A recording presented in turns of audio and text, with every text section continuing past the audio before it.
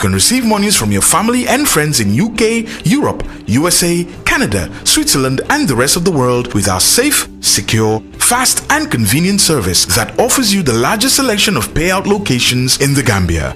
Supersonics Money Transfer. We are currently in 34 African countries and counting, giving you quality money remittance services that are second to none. Visit the Google Play Store or the Apple Store today to download the Supersonics Money Transfer app and enjoy excellent money transfer services only with Supersonics.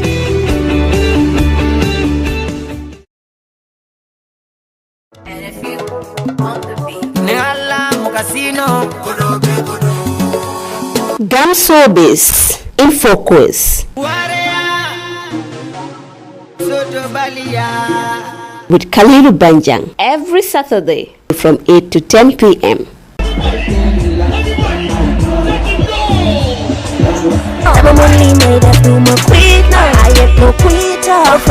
You want to know about the Gambia entertainment industry. You want to know the existing policies and programs of the arts and culture sector. You want to know about the governance and management of the arts associations. The program will throw a fresh light on the entertainment industry in focus. We will touch so many angles about the cultural sector, the opportunities and challenges, and interrogate them, and most importantly, offer solutions.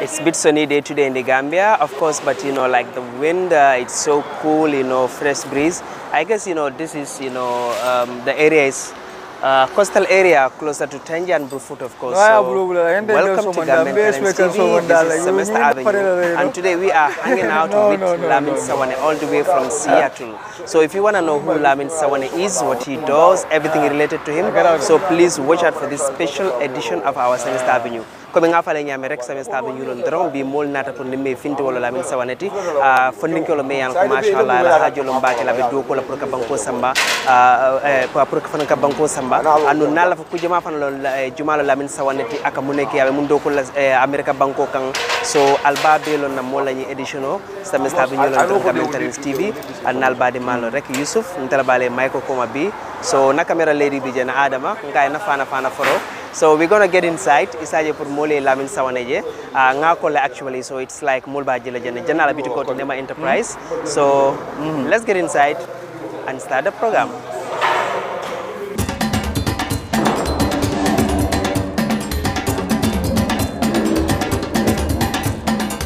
You're still watching the Gambian Talents TV. Like I said, I'm always fascinated and of course, you know, inspired by the struggling stories of these hustlers. He's one in a million. I can say he's a star in a galaxy of stars, of course. You know, someone who is trying to keep, you know, society's family, and, you know, the most important thing is our country together, you know, through his noble profession that he's doing. So like I said, today we're going to go head to head and face to face with Lamin Sawane as you guys got to familiarize yourself with who he is and everything that he does. So stay tuned. You're still watching Gambian Talents TV, and of course it's Semester Avenue we say. So welcome. I am Yusuf and Lamin. Welcome to the show. Thank you, Yusuf. Thank you, GTTV, for having me. Yeah. I'm very much glad to be on your platform today, and I look forward to a great interview that will benefit the people of the Gambia, especially this semester. Sure. Because I think we have a lot to talk about. Sure. I think we have a lot to talk about, so it's going to be like a tell-all interview. So just stay tuned and watch it. Lamin, how do you feel this moment? Like you said, this is your first time sitting, you know, with GTTV. So how do you feel this moment, you know, sitting with Gambian Talents and having this exclusive interview? One, I'm proud. I'm proud to see young people, you know, doing the things that you guys are doing. GTTV has been there for the youths, you know. Sure. Practically, I talked to the owner, Pausman Youth, in Seattle, and then the If you must know, I used to teach with him all the time. I would Yeah. say, we both built Gambia talent Together. together. We did it because if you can see, most of the shipments, I would say almost all, come through us. So we are part of it. But I am very happy that to see the young people of the Gambia engaged. You know, he's training them, and then they're doing a wonderful job.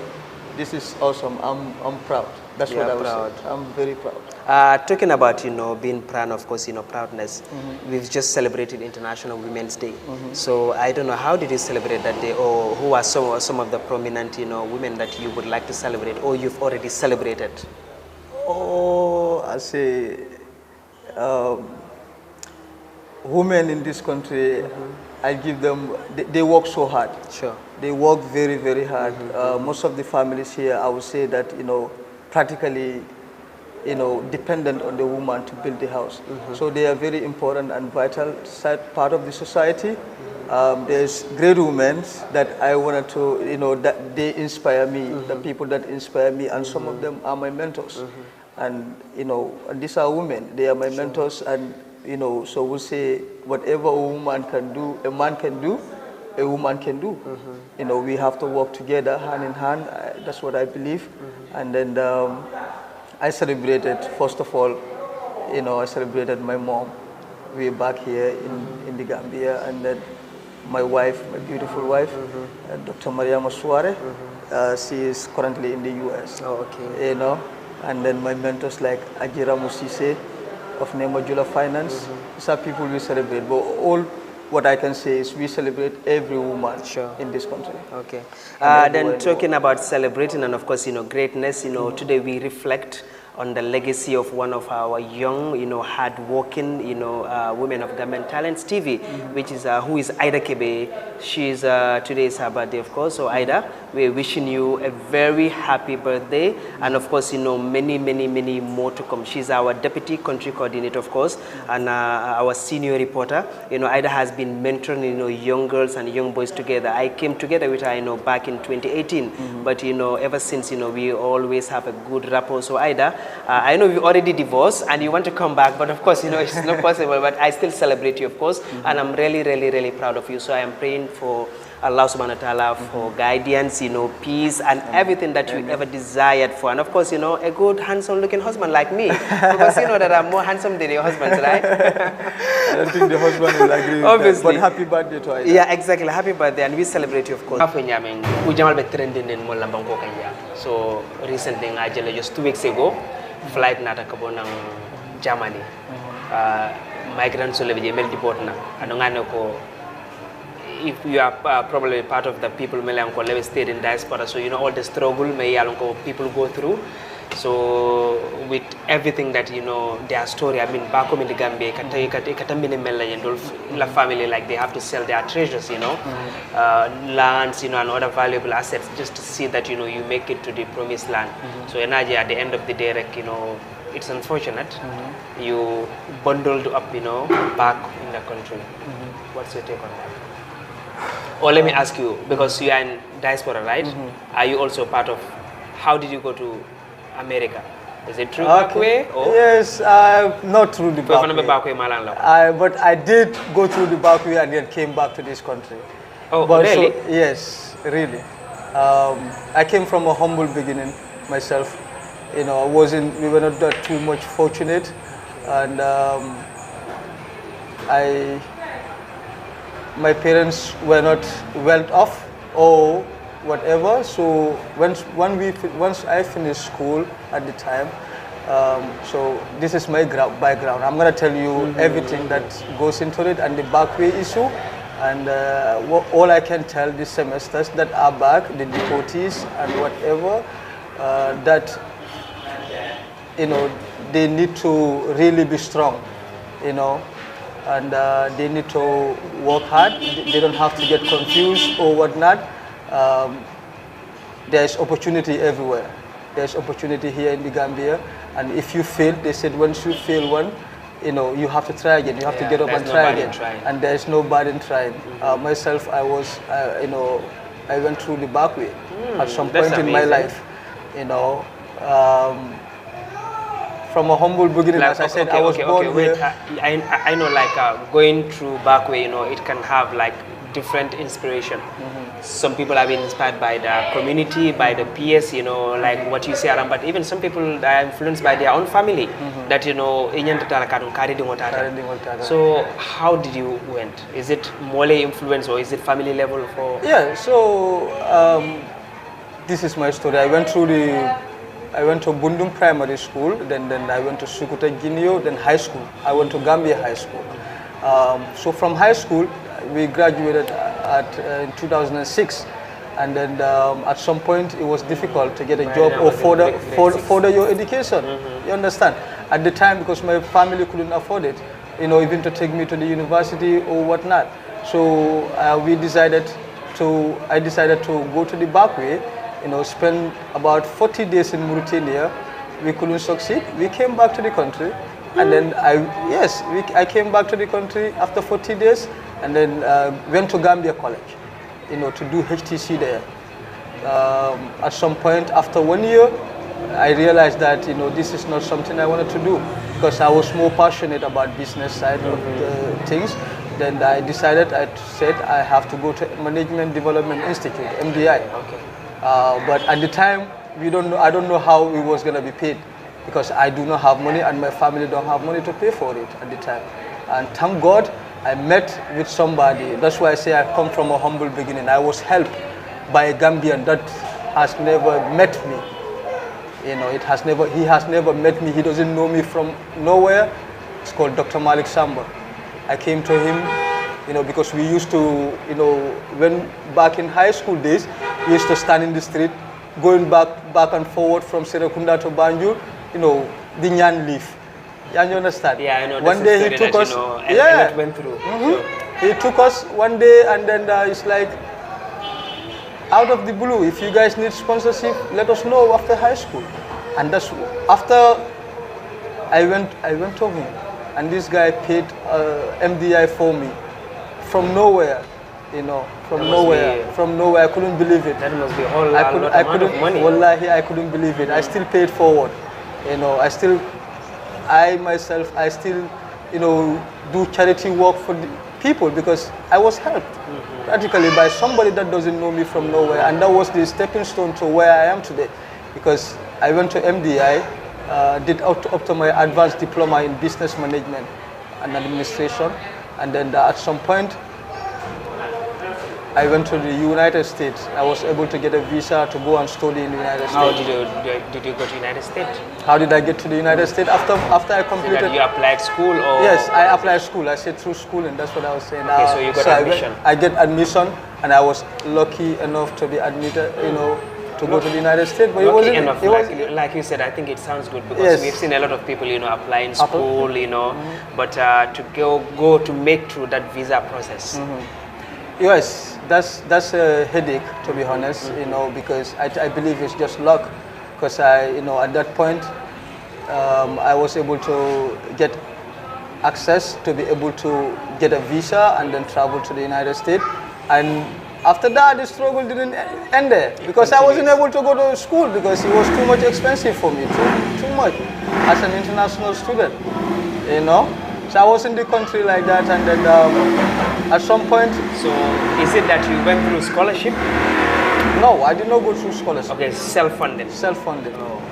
Self-funded. But I wasn't able to pay for the school. Yes, it was pretty hard over there. I couldn't able to do that. At some point, I was in the United States Army. I served a couple of years in the United States Army. Wow, US soldier. Yes, I am a former US soldier, but I'm still a soldier. So yeah, because a soldier is always a soldier. Yes, and then after that, I engage into business. That's where we are right now. But what I would say to the deportees, I would say, keep your head high. It's going to be tough. It's going to be difficult. But we have to work together to see how best we can help them and help the society, because these young men and women that risk their life to go to the back way, it's not, most of the time it's about for their families. Very sad, yeah. It's for their families. They wanted to make sure that their families are living in a better condition. Well, that's what they struggle for. So if stuff like this happen, and then All we can do is to have the government help them and the individual help them, and then keep their head high and keep working hard. It's not the end of the world. I'll tell you that it's not the end of the world. That's all I have for them. They have to just get prepared for better and bigger things. So since deportation still continues, because like I said, this is just the recent flight that you've all seen, but we don't know, when is the next, because now they've been deported without even like people knowing that flight is coming. Okay. Yeah, it's like so I don't know, what is your special message to government concerning it? I would say for the government, a simple courtesy of practically informing people and letting them know what is happening, giving them the information necessary. I think that is very important. They have to be open about it. This is something that we know maybe it's not the government. It's not the government fault. Maybe I don't know the circumstances with their deportation and whatnot, but maybe the other people don't want them in their country or whatnot. I don't know. I don't know the circumstances surrounding them. But what they can do as a government is to have a courtesy and get the information out and try as much as possible to see how best we can help these people to establish something, in this country that they can do, because these are all youth men. They are all youth man. So we have to be able to help them one way or the other, to establish themselves out and then help the community and help the country as a whole. That's my advice, and that's what I think, the government should do. A government should do. Yes. Let's create that, give people the information what they need, what they need to know. People need to know what is going on. Information is key. We have to get it. Basically. We have to get it. Let us know, and then let the people know. Inform them, inform their families, whatever is going on, because they practically should have the list. Anything coming to this country, I believe the authorities have that. They should know about it. And I think, the hardest part is that sometimes we've seen after these boys landed at the airport, sometimes according to some of them, even for them to have a fare transportation to go back is always a problem. Because normally what we believe is that, when these boys have been deported, at least they deserve to be compensated in some way. Yes. But you come without any compensation, so you're living in the society with that frustration, that trauma and drama on them. I think that's yes. What's your take on that? I believe it's too much. Really, that shouldn't be done. That's why I said it's all about information. Why should you deport somebody at the airport and they don't have a fare to go home? What do you expect? These are your countrymen, these are our countrymen, these are our brothers, these are our sisters, these are, you know what I mean? These are us. This is our own bloods, man. So we have to know at least a common courtesy of getting them from the airport to their houses and getting them, ready, because this is mentally it's not, it's tough for them, so they have to have the support system.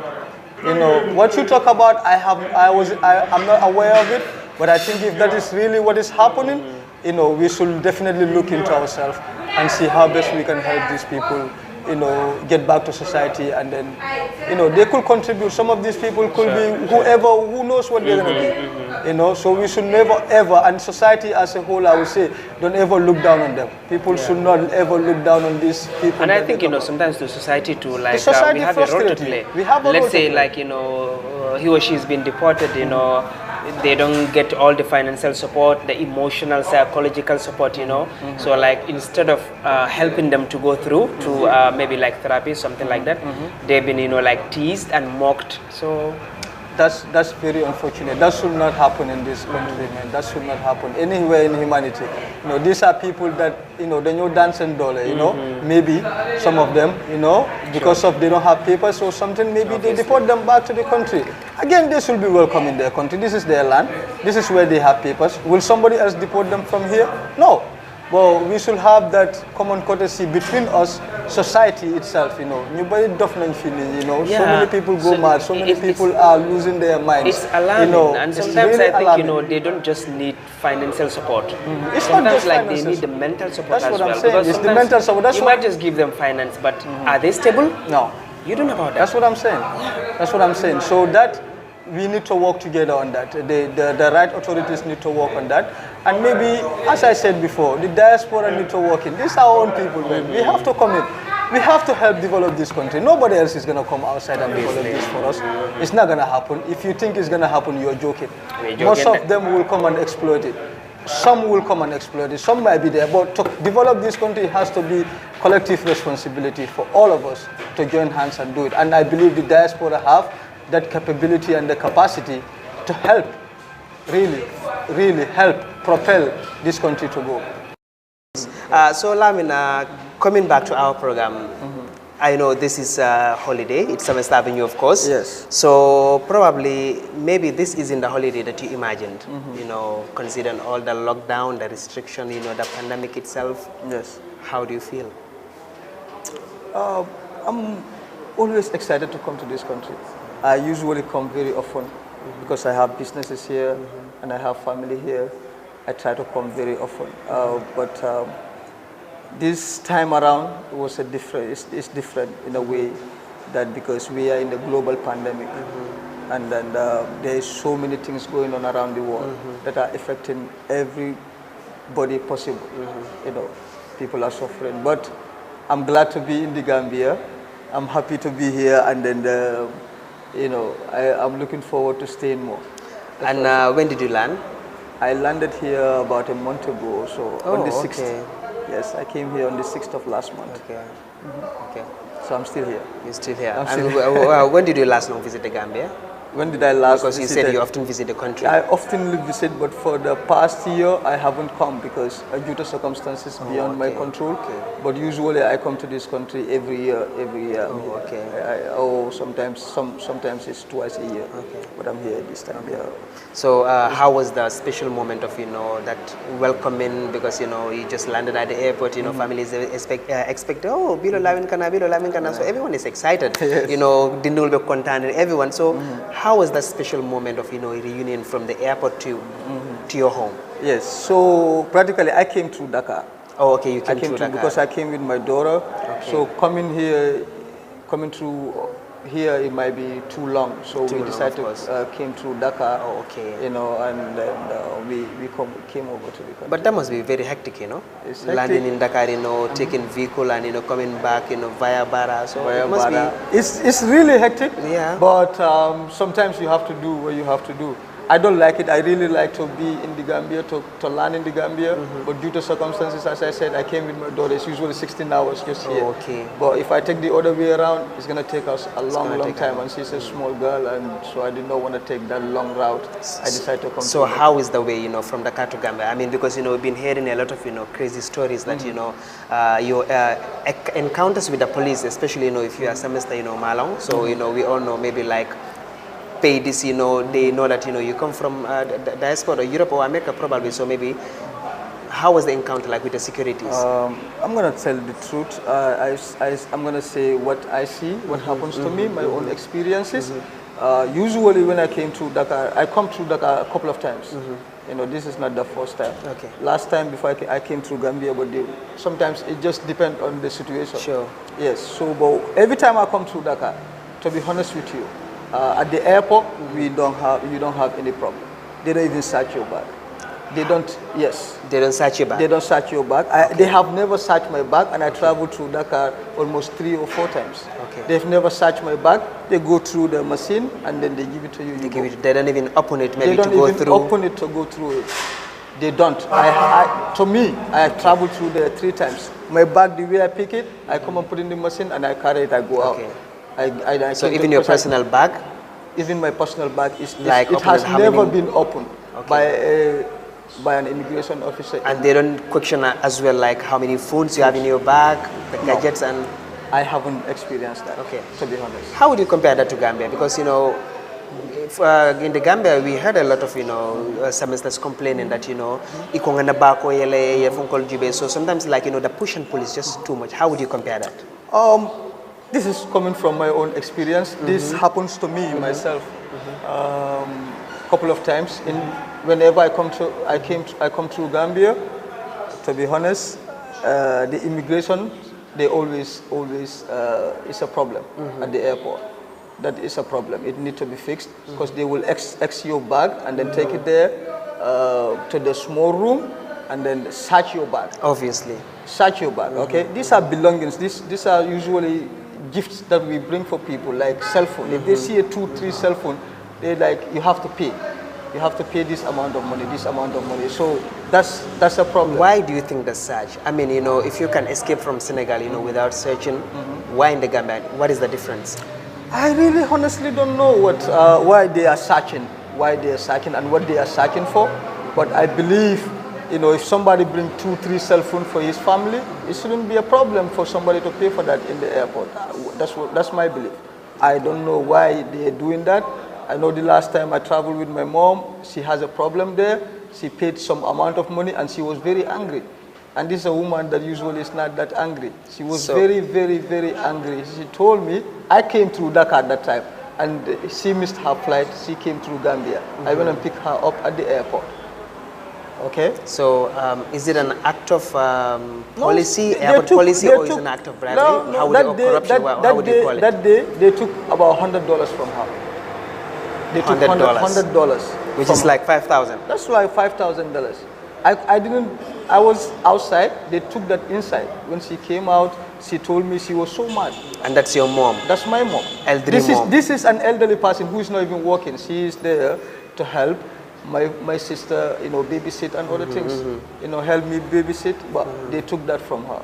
And she was so mad. And she told me one day, she told me that, you know, Nilta Kairo Jala.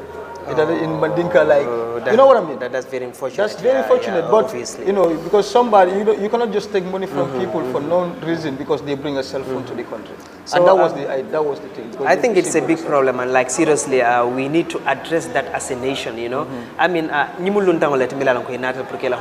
you know, every time, you know, drama upon drama, if a bako yelela telephone, it's not, you know, bad. Maybe like to pay. That might be airport policy, but sometimes, like, I think, you know, we should really look at ourselves. You know, just look at this scenario from Senegal. I mean, like, you come through foreign land, you know, they didn't even open your bag. You know, so I mean, this is your own land. So it really need to be addressed because it's just getting out of hand every day. So just reminding you all that you're still watching the Government Talents TV, and of course it's Semester Avenue with Lamin Sawane. Lamin Sawane, I know right now we're about to get into your life in Seattle proper, of course, and your business. But before then, let's just take a quick short break, but do not go anywhere. We'll be coming back soon. Stay tuned. It's still Semester Avenue, like I said, with GTTV, and of course our special guest is Lamin Sawane. So Lamin, when you come, you know, after joining the family, everything, so how was that, you know, what should I call it, you know, the special welcoming? Because I understand that some people, when they come, you know, like some might just, especially when the wives are around, but for you, I understand that you said your wife is in the US. Yes, sometimes, you know, they might grill some chicken, you know, some kind of meat or fish. So what was the special, you know, Gambian food that, you know, they prepared for you? Oh, they know I love nyankatan. So they always made that for me. Like seriously? They make sure I still have it in my fridge, man. They make sure I have. What kind of nyankatan? Because I know we have a lot, many types of. Any kind of nyankatan really is good to me. But you must have a choice. I have the one with. Is it the groundnut one? With the groundnut one. Okay, the groundnut one. I love that one. Yes. Okay. Yes. Okay. And there's a lot more food. I love that. So how did you eat it? With your hand or spoon? I usually eat it with a spoon. With spoon? With spoon. Okay. Yeah. You get a little odd now to eat with your hand. Okay. You know? But yes, so what kind of basin? Is it what ST will say, you know, from the bolibar, or you eat it, you know, from the small one? Man. I with eat from entire the bolibar. If I'm there and we with the entire family, we eat from the bolibar. But I thought, you know, you semester from the state, so, you know, it should be special, you know, little basin for you. I mean, you know, semester. No. I spent my whole life in this country. You know, I was born and brought up in this country. Yeah, but you are away for, you know, for some time. So at least maybe in those moments might be missed, you know. So you might even find yourself in another culture. That's true. But to be honest, I like to eat with the people. You like to eat with the people. I think it's that African eating with the people, and it's so beautiful. It's so beautiful, yeah. you know, and it brings togetherness and everything. That's what we I was brought in, and I still do it. I think it's very important because I could remember my interview with Antoinette. She's a lady from the United Nation in America. She came to grace one of our occasion. She told me that, Yusuf, one thing I love about your country is that like I see all sitting, like just eating from the same basin. So she said, that's the most, thing that inspired her about the Gambia. She said because, all the way across Europe and America, you will never see this, 2, 3 or 10 people sitting, eating from the same. So she said, like, Gambia is really nice. Yes. Yeah. That's beautiful about it, And I think that's culture that we have to keep. Sure. We have to keep it. Sure. I love it. I still, whenever I find a gathering, we can sit together and eat. That's not a problem. And there's food ready. We call everybody to come and eat. I know. That's how I do it. Okay. So I understand that when you must be busy visiting, friends and family. So sometimes, someone might say, Lamin not Lamin to call us on our content. Sometimes we have those instances, like maybe you can be dating from one of your brother or one of your friends, or maybe like they're angry because you did not tell them that, you back in the Gambia. So I don't know if you have such kind of, struggles. Yes, I'm still guilty. I know there's a couple of people I still need to visit, but I haven't got the time to visit yet. I think the most important thing is sometimes you come to this country, you came here, that people need to understand you came here for a very short period of time, and you have usually a million things that you wanted to take care of before you leave. So sometimes it's hard to juggle that, but we still have to juggle that. We still have to see family. We still have to see other things. I know some people are angry, they will be angry, but the moment you explain it to them that this is what's they going will on, understand. I think most of my family understand, that I'm busy, even in, not here, both here in the US. I usually get very busy, and so I tend to visit family during the evening or night time and stuff like that. That's true. That's so good. So there's no room for anger, so let's just keep calm. No. Okay, Yes. so let's talk about the life in US. How is the life in US? How's life in US? United States is in... Enjoying, right? Hollywood life, right? Well, I don't go away. Yeah, like America is so nice, so sweet, so everything is just nice. It's beautiful. It's a beautiful country. It's nice. Yeah. But it takes hard work, really hard work to be able to enjoy that. Okay.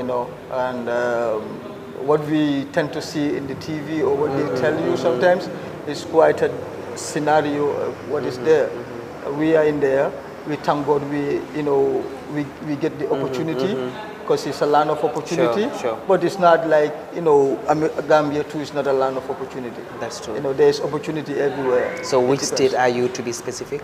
I am from Seattle. Wow. Washington I'm the State. mayor of Seattle. How come I didn't know that you're living, in my state? I'm the mayor of Seattle. I said Jallo will tell Mr. Juf that, man, my mayor of Seattle, but I am the actual mayor of Seattle. We'll give you that.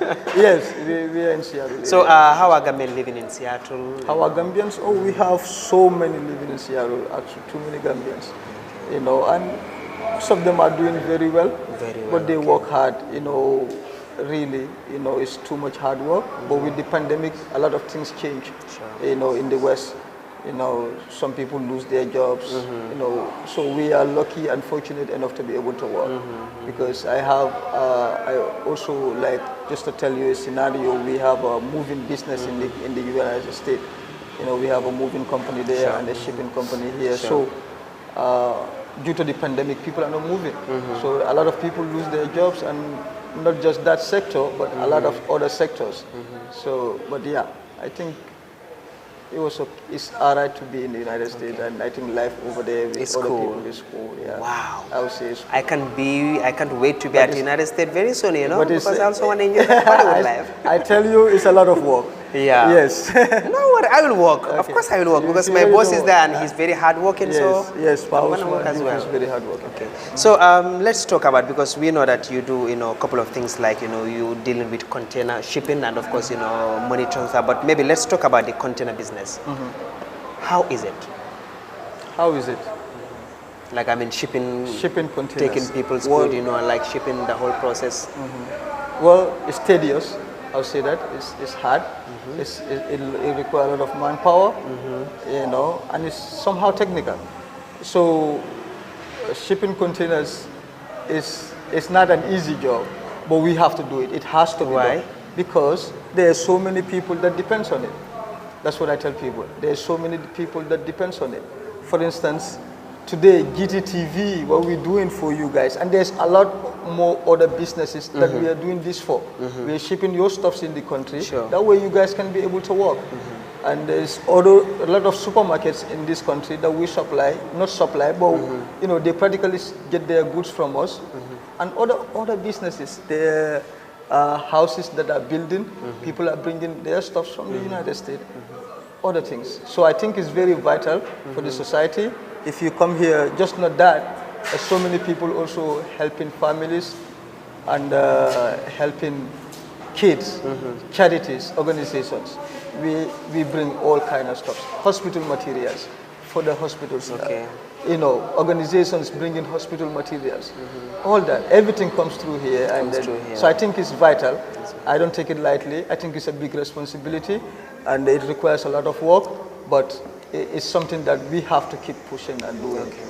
Yes. So I know it must be very hectic, like you said. So how do you manage, all these years, past years, to maintain and establish, that trust between you and your customers? Because I know it's very key in this kind of business. I mean, we have seen a lot of, people, enterprises dealing with shipping, but the stories are always different, and of course, we had a lot of controversy stories. But how do you manage, to maintain it, especially when it comes to the trust between you and your customers? Well, always I tell people, I work for the people. That's what I do. We work for the people all the time. When they give us the stuff, we want to make sure that their people get these stuffs the way it is. But sometimes due to circumstances, it might not happen. But all that is due to dialogue and the trust. Because we have been doing this for the past 7 years. Sure. For the past 7 years, Nema Enterprise has been shipping containers here in this country very often. Like right now, we ship containers every 2 weeks from Seattle. Sometimes, believe it or not, we ship every week coming to this country. I can tell you the statistics from that time on until now, where we are. We are still not yet there. There's a lot more work to be done, but I think we are in a better place. What is the actual length, that the container takes, when it takes off, the cost of the US, to Okay, so this is the thing. You from the west, we are in the West Coast, Seattle. It takes almost about 2 to 3 months. I always tell people between 2 to 3 months is usually in the Gambia. But as of now, right now, there is so many delays that globally, what is happening is, there is surges because people were not expecting that with the pandemic. What I was reading earlier was with the pandemic, they thought that shipping will slow down. But what actually happened is with the pandemic, everybody in the West, they are sitting home, ordering everything else from the internet. So the shipping skyrocketed. Industry, of course. It skyrocketed. Even the ships that they decommissioned in some of the shipping lines have to commission back, and still it's not enough. And there's globally, now you get a shipment, to get a shipment from here to the US, you cannot even tell how long it's going to take. At this particular time, I cannot tell exactly how long. What I can do is that we will load the container, and then we can give you tracking, you can track the container, but how long it's going to get to this country, I really cannot tell exactly when that is going to happen. But under normal circumstances, it's between 8 to 10 weeks is usually here. Okay. So how do you charge? Like when shipping for... When shipping. It depends on... How they charge it? How do you charge it depends. It really depends on... We try to be very affordable, and then we also have to... We have overheads that we need to pay. So we also have... As like how much? I said as low as like how much? As low? What is the minimum that... The minimum. Practically, you can even send something for $25, even $20, $40, $50. You can send an average box for $50 or $60. Yeah, so I'll catch you charge because sometimes mulka story jamala may cover when you contain a tiol like a mulkumotele. So how much do you charge? How much do you charge? So it depends. Or is it true that they come and falke kumol tela bang? Iko kodo bisi ara telebo. No really. Lamin kodo le? Kodo. Nta farma ba baro da mai iko le nyine kapa kodo ba farma ba Lamin Sawane kodo le. Yes, I know, right? Kodo le. We wish, but what the thing is, what we charge usually depends. It's not about weight because container is not about weight. Usually we charge what the size of the things. The size of the box. The size of the box. So it's not the weight. It's not. It's usually not the weight, but we tell you, like example, we have barrels over there. There's specific prices, like a barrel, a whole barrel over there. We bring it here. It's $100 to bring. Okay, that's $100. That's $100 to bring it. Like no matter what you put inside. It doesn't matter what you put inside. We're not interested in what you put inside, but we did make sure that you don't put any illegal material inside. I think it's very important. That is very important. Because we have things in place, we tell you that we don't transport it, and if you did, it's the circumstances, whatever comes out of it, won't be good. Yes, it won't be good. So, but you never have such kind of stories that someone do shipping with you, then you later find out that it is carrying some illegal substance. No, I have never experienced that yet. No, I have never. Okay. Maybe somebody did, but we have never experienced. Is it that like anything they brought, like you don't go over it, you just seal it and? Yeah, usually they have these scanners at the ports and they will scan everything that is in there. Like before it get to you, right? No, not before it gets to me. Before they process it, because all these things have to go through port and then at CRO.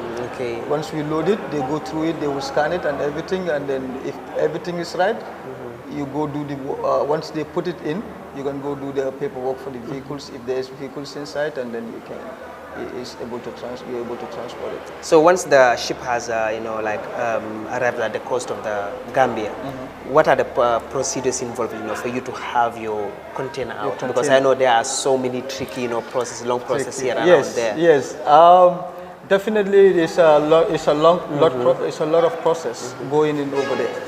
But what I know is usually I let the clearing agents deal with it. We have a clearing agent, and my manager today is not even here. He's at the port because we are expecting container that is supposed to be in the ground, but it didn't dock yet. So it's been there since the 28th of last month. We are waiting on it. Hopefully it will dock soon. But yeah, I let them handle it, but there's money involved and everything. If you want to know those amounts and everything, we can talk about that. And I think it's important because sometimes like when the ship landed, maybe it couldn't come to to the standing point because there are some other big ship out there, probably offloading, especially the rice and others. So it might take 2 or 3 days. And like we understand that the more days your container spend, it's like you're gonna pay more. Yes. Sometimes but that comes in the different. So for instance, like right now there is a ship. We have a ship in there, and that haven't docked yet. Because the problem we have at ports is when the ships comes there, they spend so much time there because I think there's only one jetty that they can offload. Okay, so if there's 2, 3 ships, 4 ships, they have to wait until this one stop offloading, and then load the empty containers if they have to, and then go. So it takes time. Right now it does really take time, and it consumes a lot of time and going back and forward and everything else. But once the container is in ground, we clear it right away because that's our job. We make sure that all the paperwork are done ahead of time. Once it's out and they put it in the ground, we will clear it. We've never go into a demurrage or anything like that, no. Because I make sure that once it's out, it's cleared and bring to the shop and people can get their stuff as quickly as possible.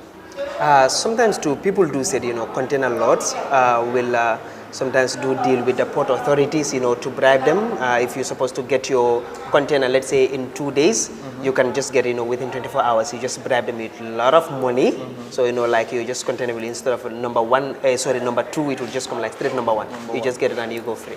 Yeah, it could be happening. I'm not in this country. Really, most of the containers are cleared by my guys here. And they do, but I do not send them any bribe money to take care of that. We go through the process, we know how much it costs, I can tell you that, and how much does it cost? To take a 40-foot container? Okay, usually to take a 40-foot container from ports to our store, just the stuff.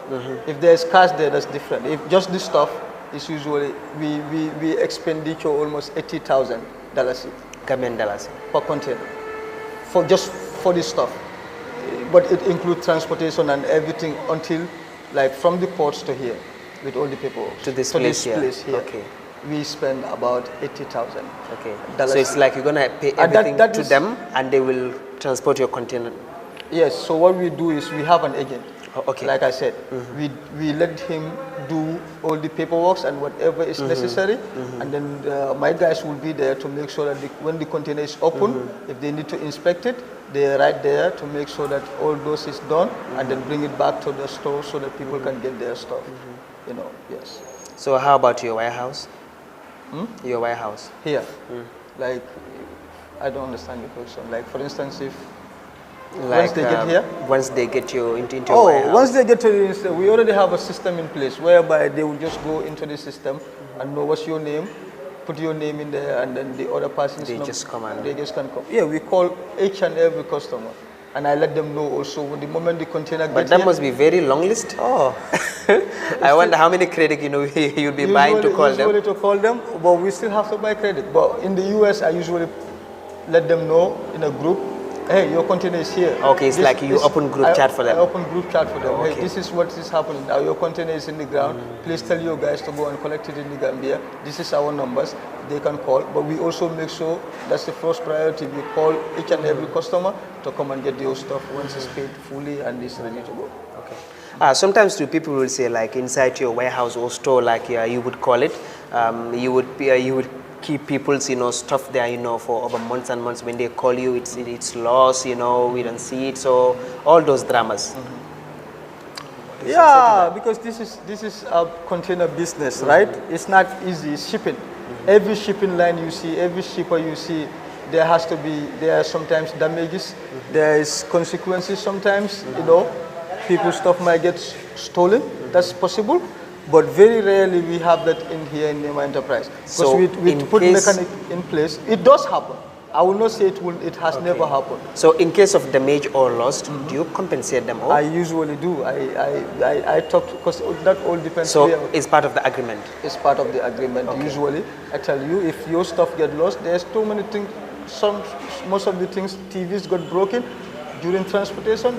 These are things that you cannot control sometimes. You try to make sure that they are loaded properly, but the TV got broken when it gets to the ground. And you have to pay that? Sometimes you pay for it. Most of the time you pay. So what if, sometimes like if the cost of the TV is much more higher than the cost of the fee that the individual pay? That is the problem. So that's Isn't that loss for you? That is a loss for me, but most of the time I try to tell people that the most important thing is our customers. Because believe it or not, today, yeah, but it's important for you to consider the customer satisfaction. But of course, do you think you can also keep on with it? Because I mean, no. Don't you think it's also important maybe to attach some policies or regulation regarding in the case of damage or lost? That's what we're doing actually, especially when it comes to electronics. Right now we're doing that part. So we're trying to make sure that there is an insurance policy in place for any electronic that we're shipping. And you have to pay for it, or else we cannot take it. Or you do it at your own risk. Because to be honest with you, there's TVs that are very, very expensive. Like for instance, we ship a TV, a 60-inch, 70-inch TV for like $70. Let's say $70, right? And the TV got broken. And you end up paying more than $70? You know how much is that? Yes. Sometimes you pay $400, $500 just for that TV. So you have to put, there was a time we have to shy away from shipping electronics because due to the risk. Due to the risk. There is too much risk involved with it. But at the end of the day, I would say I deal with thousands and thousands of people. Most people are good people. They want their stuff to be here, and that's our goal, to bring them to the country. So if, for instance, things like that happen, we will not last in business for this long if we are not doing the right thing. 7 years is it's still going. 7 years is still going, but we will not be doing if we're not doing the right thing. We try it as much as possible to the best of our ability to work for the people and then deliver services that they are satisfied with, at least, or exceed their expectations. Expectations, you still watching the Government Talents TV, which is short for GTTV, and of course this is special Semester Avenue Tell-All exclusive interview, of course, with one of our greatest brother, or should I call it my boss, because a friend to your boss is also your boss, Lamin Sawane. So Lamin, I know that you have this famous enterprise. Maybe I know you find it very funny. You said that it's not famous, but of course it's famous, which is Nema Enterprise. Nema Enterprise. Why the name Nema? Why the name Nema? Actually, we were going through, when I first established the business, by then I used to partner, we still do with Nema Jula Finance. So, you know, Nema Jula Finance probably, you know, Nema Jula Finance is a bureau that people send money and other things, Yeah, I know. a lot of things. But yeah, so when we came up, I brought in the name, we say, we can use Nema. Nema means Nemo, Cairo. So I used that word, I say, let's use Nema Enterprise, you know, and then that's why I used the name. It's now from, sometimes some Gambians will meet me and say, why the name Nema? Are you from Nemo Kunku or somewhere? I say no. It just means Nemo. Okay, that's why like we the use it. literal Nemo. Okay. Yes. Okay. So did you register this business? Did Yes. you register it? Yes. This business is registered in the Gambia, in the United States. Okay, in the United States. Yes, it's an LLC. So in the United States, do you only register at the state you are, like Seattle, or is it like nationwide, like the whole of the state? Well, we are trying, because I know so many people outside the Seattle area are still requesting, and some Obviously. of them are they requesting for our services because they want reliable services in other states. Capacity-wise, to be honest, we are working towards that. But as of right now, we are not there yet. But we are working towards that. We build a system whereby we can actually franchise it, you know, so in a way that it can reach any Gambian that want to ship. Because right now, if you're outside of Seattle and other areas, they usually ship it to our warehouse and then we ship it for them, and that costs a lot. Because sometimes what they ship it within the United States is twice the price of what we ship it to the Gambia. Okay. Yes, it's very expensive for them to do that. So we're trying to make arrangements and collaborations with other people around other states, because we cannot be everywhere at the same time. But we believe that every Gambian should have the opportunity to be able to send stuffs to your country, whatever you want to send to this country, you know, as long as whatever powers, you know, you guys are doing for your family, for anybody, you know. Yes, so I think that's important. The business registration process, sometimes I know it could be frustrating, and you know, so you know, the formalities and the legalities involved are just, so how is that whole process like? In the US? In the US and both, of course, in the Gambia. Well, most of the process in the US it's not that difficult. Okay. It's not that difficult, I would say, you know. Establishing the business to where it is the most difficult part. Any entrepreneur should think about it. But to register is very simple. To register your business, it's not that difficult. All you gotta do is it costs way less money, you know, and time. You can do it under the internet. Okay, if like you want to register online, a business, you can do it under the internet. You can register a business under the internet, and then you can go and open your bank accounts and whatever you need. But there is just to register it. It's not difficult. That's not so difficult. How would you compare the registration in the US and of course in the Gambia? I cannot talk much about that, to be honest, because I'm not here. The process is not done by, it wasn't done by me. Yeah, but it was done by you guys. Yes. So maybe like you were constant in touch with them, you know, like we're going there, we're going to this. We're going there, we're going there. How was the whole process? But I think that it wasn't that bad, to be honest, to do that, to register the business. You know, I think the most important part should be how can these businesses be gone from this stage to the other. That's, you know, to employ the youth, to help the people, to give services that we need. That should be the most important. Definitely, registering the business shouldn't be that complicated at all, especially if we know what we are doing.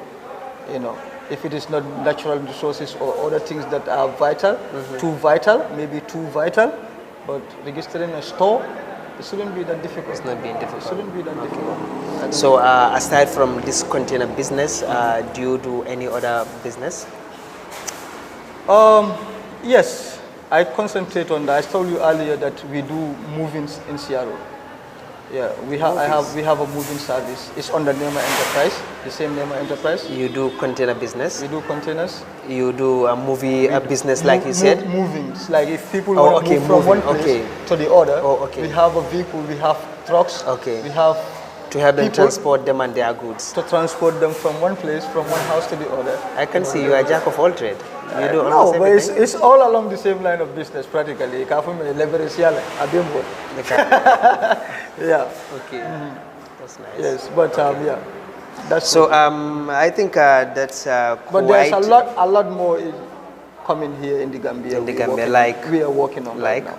Like for instance, at this point in time, the project that brought me here was to establish an online store for Gambians. Online store. An online store, and at the same time a physical store whereby they can get products from the United States easily. Some people have it very hard to get stuff to ship it to us and then ship it here. When we already know what they want most of the time because we ship it for them and they tell us what they want. We can ship those stuff to the Gambia. All they're gonna do is pay it online and then they can have their people collect it or we can deliver it to them. That's what we are working on because we think that that's vital. You know, service industry is lacking in this country. We want to make sure that, you know, we get people the best service possible if we can do that. And especially like in these new norms that, you know, we were all, you know, trapped inside. Yes. Because we see that, you know, recently a lot of things are being done, you know, virtually. Yeah, like you said, it through the work of the internet and Then we work everything. on the internet. So we have to embrace it. We have to embrace technology one way or the other. Otherwise, It's like dominating like it's dominating and it's not going to stop. There is no way of it stopping. It's shooting. So we have to follow the trend. You know, so that's why we're doing that. We're trying to make it easy. Anybody can go online and. So how far is that new project? Have you like established anything? Yes, on the ground? actually we're working on the websites and other things right now. Okay. As of now, the work is in place, and the moment I go back, we are still starting with the shipments are coming to place. Okay. We already have locations in place. We're gonna use probably here for some of the location just to deliver, and we have one in the. What is it? Kairaba Avenue. Kairaba Avenue. Kairaba Avenue. Okay. So yeah, that's what we're working on right now. So how soon will that be? We give it. We used to say the timeline for it to start is in June. That's the timeline we give it, but it might be longer due to It might be beyond June. It might be it might be longer due to that. Okay. But because we want the products to be here, and then the moment people order it, they can just deliver it to them easily. I think that's very important. So in case you're watching, you're in a dilemma, you don't even know who or where to go and ship your products, then well, here's a solution for you. You can just simply contact, you know, Lamin Sawane, the great Nema enterprise, and of course, you know, do all your shippings, you know. So Allah carton on balla barakon balla for fenna within America Bangkok, especially in Albisiato Bangkok. Alpha Lamin Sawane madon name all because I can name. So I name Alan Male, Alcamona Bodiala Diatal. You could be in an Robin, Alcamona Batu. So you just visit Lamin then to do all your shipping, and of course, Aliala new project Muele Yalonko, he's just announced, and of course, they're working on it to see that, you know, everything come to fruition. So Lamin, let's talk about family business, because I know it's not easy, you know, going up and down, you know, taking care of you have a lot of families, even this alone is a family. You have to give it, you know, everything that it needs. So are you married? Yes, I'm married. Oh, sorry to disappoint you, ladies. It's already off the market. Yes, happily. Oh, okay, happily married. Wow. Yes. How many kids? I have 2 kids. Oh, I have 2 kids, a boy and a girl, Hannah and Lukman. Okay. Yes, Okay. So where are your family? Are they in the Gambia or? I actually came with my daughter. Okay. My son is in the United States With your wife? Yes. Okay. I came So with for my how daughter. long she's been there? My wife? Yeah, she's You been... you guys met there or like you? No, actually she was here. Oh, okay, she was here. One of the most intelligent ladies in the country, Wow, practically. intelligent. Yes, I'll say yes, beautiful. But you know, I'm very proud of her. You know, she did medical school in this country. She graduated, you know, practice here as a medical doctor. Then right now she's with me. They came there last year. away. Last year. Well, take away. she has to come back. Why? Because she has more. I think Why? she has better work to do here at some point. Well, she still needs to develop herself. But yes, we believe that at the long run, Gambia is the place to be. We can add more value here than. So you want her to be in the Gambia then, in the US, or to be in the US then in the Gambia? Well, which it depends. Right now we are a young family. We are still struggling with the here and there, but the goal is at some point we want to be here in the Gambia and work here, and then, you know, help the people whatever we can possible. So how is that family, you know, like life in the US, like having your wife there, you know, your 2 kids, you know, them going to school, you at a personal level, you know, taking care of your business. So it's like splitting your time.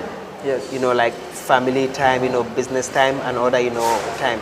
So how do you balance that? It's difficult. It's very difficult to have a family. Usually people that have families in the United States, it's difficult to live there because everything is money over there, you know, really. Obviously. You know, so if you don't have help, it's really tough on you. You know, I'm glad I have my mom there time to time to help us, you know, so that we can do our errands and help us with the babysitting. Okay, so your mom too, she's living there with you? Well, she lives there, she comes here and go. You know, right now we came together. Okay, you Me, came my together. mom and my daughter, we came together.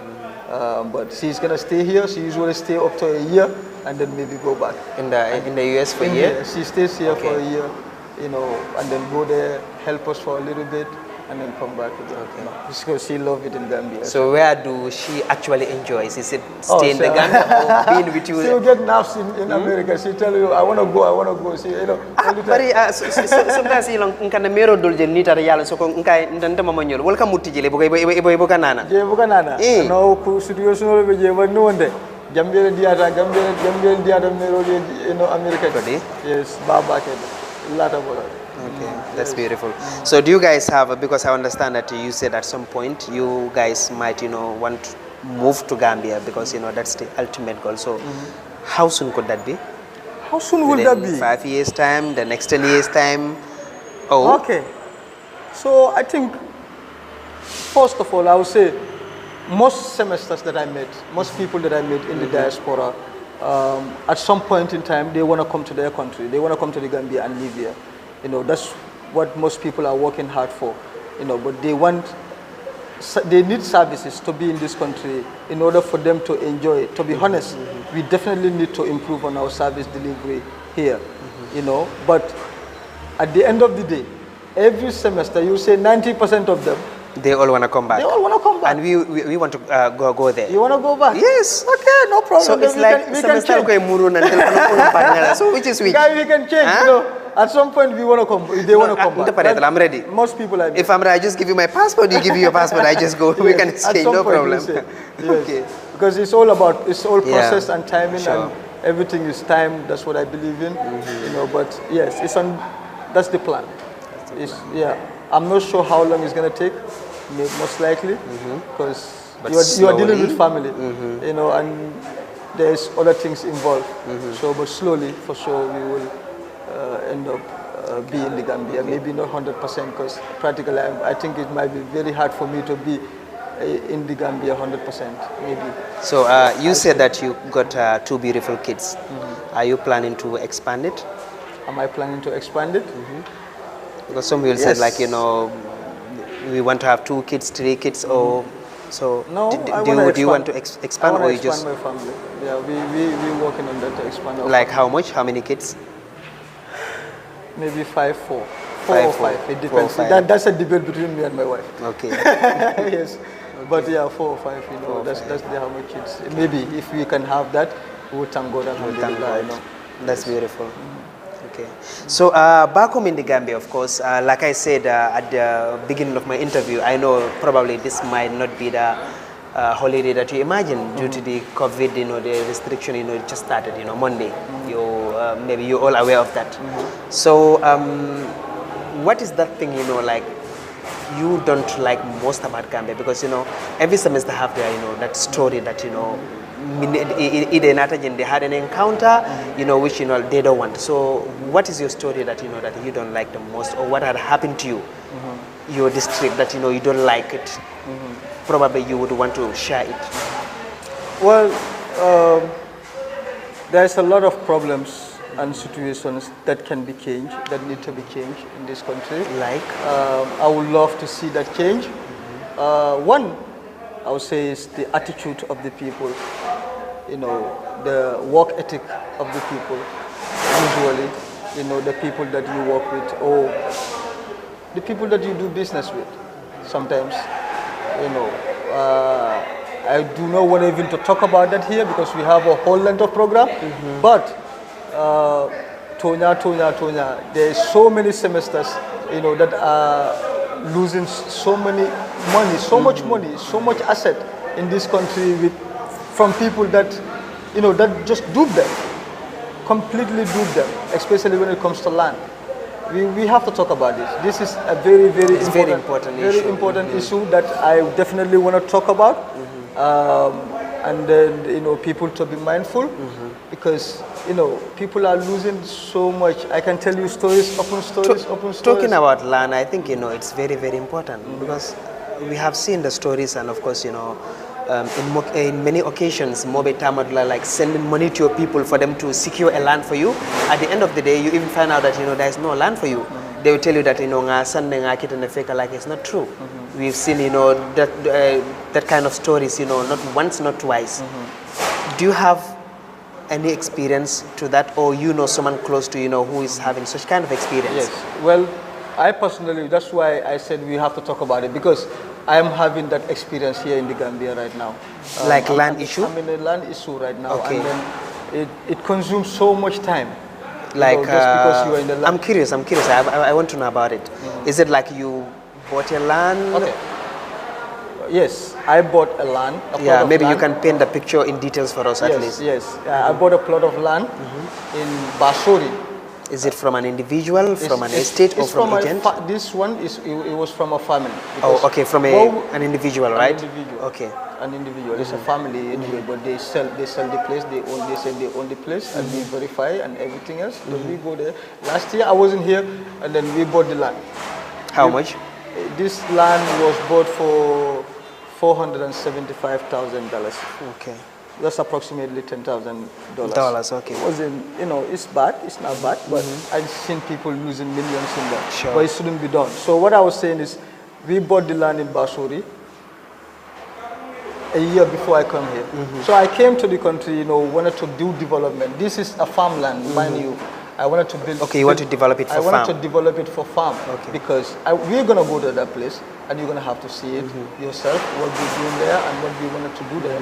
But right now everything is on hold because of a problem. Some crisis talks and too many things. But what kind of crisis? Is it like was it sold to two different individuals? Like at first, the problem we have with the land is, when we first bought the land, we came to physical planning and check it. Physical planning said that the land was under Tough Constructions land. I never met Tough, but he's a good, I would say something, he's a great person for this country, a businessman, a mentor that we look up to as young entrepreneurs. So they told us that it was Tough's land. Tough's land. All right. So the plot is 100 by 200 meters. We purchased it to build a farm there. So after you purchasing that for $400 and something $75,000, nearly 5,000, half a million. Yes. Half a million. You've been told that the land is registered under Tough. Under Tough. When they check the social security, not social security, sorry. The physical plan. Physical planning, sorry. Physical in their system. When they check it in their system. But at the end of the day, I have to follow up. I cannot just give up on it like that. I've never met Tough. I don't know who. I've never met him as a person, to be honest. So when they told me that he owns the land, I have to do my findings. Like the owner of the Tough. You're talking about Mustafa Njai. Mustafa Njai. That's okay, Mustafa Njai bought that land. Tough Africa Global. He bought that land before you. Yes, they said he bought it last year, which is practically the same time I bought it. But what happened was... So, did you know the exact date, like last year when he bought that land? And try to compare to the date that you bought? I do not know exactly when he bought it. But the problem was with physical planning, because they end up telling me that place doesn't belong to Tough. They made a mistake, because what I did, I have to do this myself. Okay, wait, hold on. We need to clear this area. I'm so passionate about this. So after physical planning telling you that Tough on it, then you decided to investigate your own investigation. Yes. Then they told you again yes. So what happened? I'm gonna explain it to you. What happened? They told me that this place, because they already put it on the Tough. The coordinates are there. When they took it, it was on the Tough. I can see it. It's in my phone here. I will show you later. This is a place in Basori, between Basori and Faraba. Somewhere around that area, it's in the bush. You see those signboards? No, there's no signboards, but But the indication that, like, it's for tough. No, there wasn't nothing like that when we were there. Because what happened, we went there, we purchased the land. After we purchased the land, I came to this country, and then I tried to develop the land.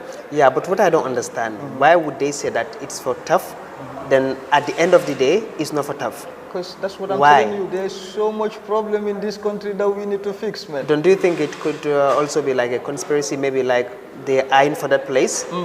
I don't think that that was it. It could be, but what happened is, so when they told me it's Tuff's land, I had to find out. Okay, I don't know Mustafa Njai, Uncle Tuff, I would say, because this, when I had it, I was somehow happy that, because I know that Tuff Construction, what he's doing in this country, and what he did for Nigeria. So you went there to find it out? I went there to find out. So I went to the people, they told me who sold the land to Tuff. Who were the people that sold this land to Tuff, that they said it belongs. And they give me a family in Faraba. Okay, these are Njaikunda families. I went there, I talked to their family, I talked to the people. We have to drove in that bush to tell me where in that place that they sold to Tuff, that I know where Tuff's land is. Is it the same place that I'm buying? Because the coordinate says it's in Tuff's land, but it was actually, at the end of the day, it wasn't in Tuff's land. Okay. The physical planning guys, the technicians that are doing these things in the bush are the ones making a gross mistake in this country, man. So they're the one doing all the mess? Yes, so what happened is they went, instead of them going to the bush, the people took me there where Tuff's land is, where they sold to Tuff and everything. I went there, and it was almost it's too far away from each other, where my land is. Where my land is, I wanted to plant. And then I came back to them. I told them, hey, and the same person that did that mistake was still there in the physical planning. And then I told them, you have to change it, because this place doesn't belong to Tuff. But the way you did your coordinates, because you didn't go there, you just draw it in your thing, and it's a mess, man. They have to change it. So I don't know whether Mustafa Njai even is aware of this. I have no idea, but they did change it. They told me. So I spoke to them on the line today, and they told me that they already processing my clearance and everything. Okay. But it's a big issue, man. It's a big issue. So many semesters are losing money, and that shouldn't be done. We shouldn't try to invest in this country, and then at the end of the day, That's true, and I think this is my whole experience, and I'm going to take you there. You have to see what we're trying to do there. I would definitely love that, but I think it's also very important, like land issue or housing issue is becoming a problem in the country. So Namansakunda, I think our government should really do something about this. Their policy towards land and housing. So this is Semester Avenue, of course. Akamunta Bandinkola Kafmina Kuliro, Sutiata Tongoto, Molbe Walter Drong. So Lamin, Janin Bita Drong, Fanal Bay, Yininkala Government Talents TV, Katana Nata Semester Natala, Silafondo Nata, Fanala Silafondo, GTTV. GTTV. Okay. Mbal surprise. We love surprises, wo. Yes, I will surprise you guys. That's what I will do. Okay. Yes, that's what I will do. I will not mention. You can follow Boka Wulu Jamakon. I will not mention. Or let me just go off camera. Yes. Maybe just. I will surprise you guys for sure. Okay. You guys are family for sure. Gambia coming off a Mendrong, Mujambarol Seattle, Kikendol Seattle, Bari Manke Kilintale, Lamin Sawane Manke, Basoti, Abokatara Koma, Kakun Findin Yatole, and our business of Anokonalia, well, loud and clear, I'm a Malo Sotoje and like Mole Lanasotala, because business of Nibije important is to establish that trust and loyalty between you and your customers, and of course, the employees. So, Wallan Dron Semester Avenue long coming Nkake Nyamendrong. So, Lamin coming up in Yamendo, we just program bantal almost, but Jenin Kataron singing in correct. So we have a lot of trending issues in the country. How do you see Barrow's government? How do I see Barrow's government? Yeah, Yalaman Sukundaji Nyadi. Yeah, I think still, what I believe in is I usually don't get into too much politics. Yeah. But I have to say this: I'm a Mogambianolti. Banko Mobe Dolbe, whether which political party are you or what that. We all want to see the country going forward. That's what we want to see. So there are so many challenges, I believe, but with peace, what we need from the government, I would say. Or let me just place in this way, because Ikoibuka Fama Banko Kanjambake. So last nap compared to your district, did you notice any change? Did I notice any change? Like any development, any nyatota, any development? Of course, there's not. I went to Banjul and then I've seen the place. A lot has changed. A lot have changed there, which is commendable, you know. And then there's peace in the country, you know. But also people are having problems with prices and other things, which I don't think, you know, only government can solve that, you know. So we cannot, I would say we cannot just say here, the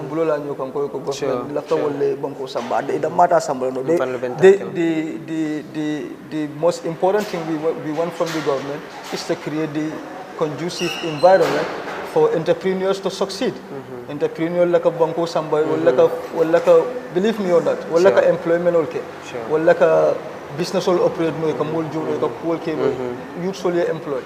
So that, you know, if we can keep the peace and then we continue working forward. But one, I want the diaspora. I'm gonna challenge them. I'm gonna challenge the diaspora because one mobile ni na time banko kay gamem complete mo the silo ko right silo bi nyeba don tonte mo almost am meta jela janem based because of silo traffico. So I think the diaspora have to do something about it. We can work with the government. I think the diaspora have the capacity to help this government or to help any government to see Gambia first and to build Gambia. Believe me or not, I think that with the help of the diasporians, we could build a lot of roads in this country. And I know they have the capacity. I'm telling you from experience because I have seen what diaspora can do. So I think we need to engage the diaspora one way or the other to help. We don't have to do the big roads. We can leave that with the government. But we could help. We can definitely help, and it will bring a better, you know, I mean, you know, it's true. I think it's very important, especially na ruhandi kono kono jensama kono buka discourage fani na jensama kono. One of my cousin in France akola fanya kafa nyoko Gambia sama kono kadenyi puranga na but silo can discourage meje. So waketa kute me yalon ko like you said, I think you can relate it. So finally 2021 be wala kono 4 December is just few months away. So ila carte ke se ba parende kanjumale. We don't know malam fo bentara banko kan, but I know what was it. But yalo I mo lahil la fane ko diaspora no albe carte fayo kala de. Ni wo keton no. Ni wo keton no. E ba fele jumale ni wo keton. Ani de hani sign den taman decide for. I'll tell you the truth. I'm decide. Hani sign de, you know, I'm still saying because registration is still going on and everything else. I need to, you know, wait and see the politicians. Then I will decide. So do you think Barrow will cross? Do you think Barrow will cross? It's possible. He's an incumbent. You know, you know, he's the president right now, and it's possible. But it's possible too. We want a democratic process. Whoever wins should lead the country. Should lead the country. That's the people's choice. That's the people's choice. So, like I said, it's Semester Avenue. Lamin Sawane is a special guest on this show today. So this is the end of the program. You know where to catch the program: Facebook, YouTube, and of course Instagram. So bye bye from Yusuf, People's Choice. Is it a goodbye from you? Yes, it's a goodbye, but I wanted to say some last word for the viewers. Last word is not bad, so you're welcome. Yes, for the last word for the viewers, especially people. I talk to my people, that's the diasporians. I talk to my people here in the Gambia, but right now today, I'm going to concentrate on the diasporians, you know, the people, Bangola Bantal. I think there's high time, I'm not even going to promote my business or anything, no. I'm going to talk about the issues in the ground here. Bankuku problem in Bangkok is a lot. Molbe Tora de Kangala Bakele. Hani bi da ma ante ni mol diamu ta mele alan ko ni bendas dulal to rek ni ba kacha kan momo be problem so fula ibuka mo kilim fula nyinin ka ma among land problem so to molla million be tinya ka molla ande na mangen naka kewo nyam, you know. So we have to be very careful, and I think we should look into the issue because no one thing nta fango tulo ya mo, you know, physical planning that, you know, among koy dal. We have to look into the issue, and then we have to remedy it by any means possible, because tonya mol fana mangina kila famol samana nyim banko kay ila kodo be ka kasara, and then be investment wala wo mo kilingol lebe family dangini kanjang wo mo kilingol lebe mol employee kanjang wo mo kilingol lebe banko sambo lafta ka banko ita nyato, so nila kodol ka kasara jang omo problem balti need to be solved. And then diaspora niya foye mo membeje, and then mo men nyinketa menna melba problem o kono, just let people comment alala problem will for melketa, ntanga na own scenario explain jam. But I think what we need to do really, we have to protect our assets. We have to be able to protect it, one way or the other. We have to get an organization to protect the assets of the diasporians, because niyaji be ngin lan ko mo jama be bataringe abe mo semester. And then people do it in good faith. Ye bungol lo ila fayla family dulal soto, that's all we want. Or your business will operate jam, but niyaji killing fula ila kodo be ka kasa, that's not it. We have to do better. We have to get a Gambia diaspora asset protection or development, whatever we need to get, and get that fixed. And also, we have to help the Gambia build roads, do masilul. We have to help them. We can do this. I know what the diaspora is capable of, and then I'm going to be in the forefront of it. I want to make sure that I see that happen here in the country. We can do it. All we need is a couple of equipments, and we can help the government build better roads. That way,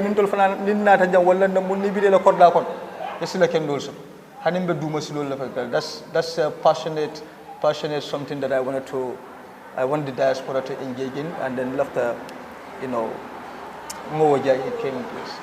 Well, aliyamoyla wala lamin kuma kangati, especially like ala kuma nyimala me yalon kala tafla gambe nole, so ngabera mbele ngamo inyola.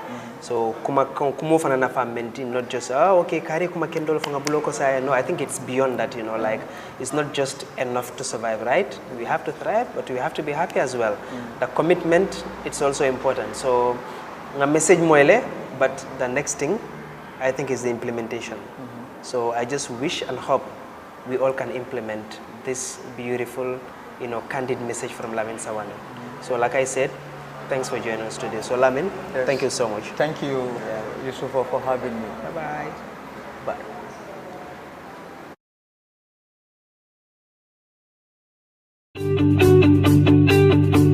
If you want to receive monies from UK, Europe, USA, Canada, Switzerland, and the rest of the world, Supersonic's money transfer has got you covered. With the largest payout network in the Gambia, you can now receive your monies anywhere you are, from Kartong to Koina, with less hassle. Yes! You can receive monies from your family and friends in UK, Europe, USA, Canada, Switzerland, and the rest of the world with our safe, secure, fast, and convenient service that offers you the largest selection of payout locations in the Gambia. Supersonic's money transfer. We are currently in 34 African countries and counting, giving you quality money remittance services that are second to none. Visit the Google Play Store or the Apple Store today to download the Supersonics Money Transfer app and enjoy excellent money transfer services only with Supersonics.